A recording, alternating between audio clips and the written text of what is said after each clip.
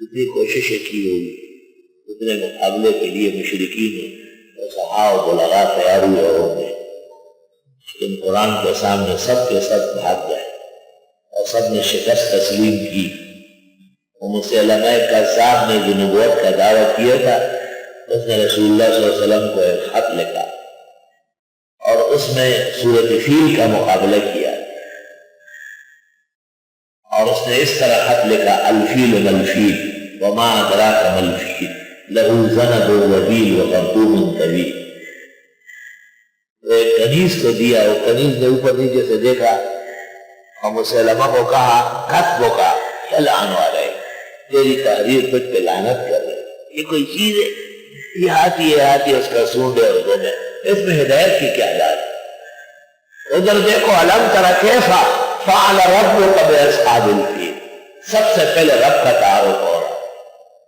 علم یجعل کیدہم فی تدلیل وارسل علیہم طیرا ابابیل ترمیہم بحجارۃ من سجیل فجعلہم کعصف مأکول۔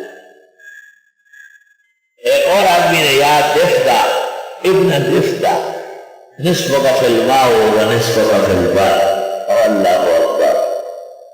مینڈک کو خطاب کیا کہ اے مینڈک اور مینڈک کے بچے، آدھا تیرا پانی میں ہے اور آدھا خشکی میں ہے، ساری بات غلط، پانی والے اور خشکی والے اور۔ یہ وہی ہے ان کی جو شیطان نے ان کو سکھائی۔ مرزا غلام احمد قادیانی نے بھی سورۃ قدر کا مقابلہ کیا: اِنَّا أَنزَلْنَاهُ فِي الْقَادِيَانِ وَمَا أَدْرَاكَ مَا الْقَادِيَانِ مَمْلُوءٌ مِّنْ خَيْرَاتٍ وَإِحْسَانٍ۔ یہ قرآن ہم نے مرزے پر قادیان میں نازل کیا ہے۔ آپ کو کیا پتا ہے قادیان کیا شہر ہے؟ حسینہ دوشیزہ سے لبریز، بازار حسن کا مرکز۔ شرم تم کو نظر نہیں آئی، اور اگر ہو تم شک میں اس وحی سے جو ہم نے اتاری اپنے خاص بندے کو، پس لے آؤ چھوٹی سی صورت اس جیسی، وَدُعُوا شُهَدَاءَكُم مِّن دُونِ اللَّهِ، اور پکارو اپنے گواہوں کو اللہ کے سوا، ان کنتم صادقین، اگر ہو تم سچے۔ فَإِن لَّمْ تَفْعَلُوا، پس اگر نہ کر سکو، وَلَن تَفْعَلُوا، اور ہرگز نہیں کر سکو گے، فَاتَّقُوا النَّارَ الَّتِي، پس بچو اس آگ سے، وَقُودُهَا النَّاسُ وَالْحِجَارَةُ، جس کا ایندھن لوگ اور پتھر ہوں گے، جنہوں نے شرک کیا ہے اور پوجا ہے، اور وہ جو مندروں میں یا بتخانوں میں پتھر استعمال ہوئے۔ اعدت للکافرین، یہ تیار کی گئی ہے کافروں کے لیے، یہ تنزیل ہو گئی تحدید کے بعد۔ وَإِن كُنتُمْ فِي رَيْبٍ، یہ تحدید ہے، اور اس کے بعد جو تنبیہ فرمائی یہ تنذیر ہے، ڈرانا، اور اب تبشیر ہے۔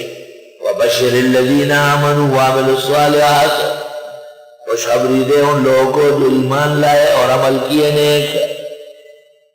نیک عمل جو شریعت کے مطابق ہو اور شریعت کی اجازت دے۔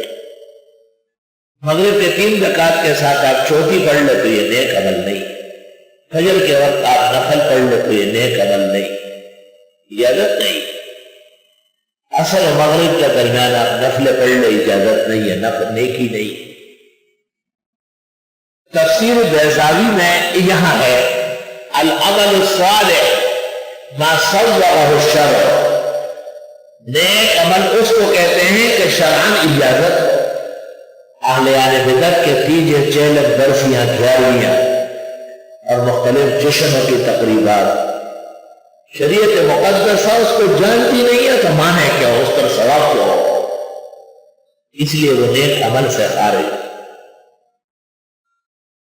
اور بشارت دیجئے ان لوگوں کو جو ایمان لائے اور عمل کیے نیک، ان لہم جنات، کہ ان کے لیے جنتیں ہیں، اللہ تعالیٰ نصیب فرمائے۔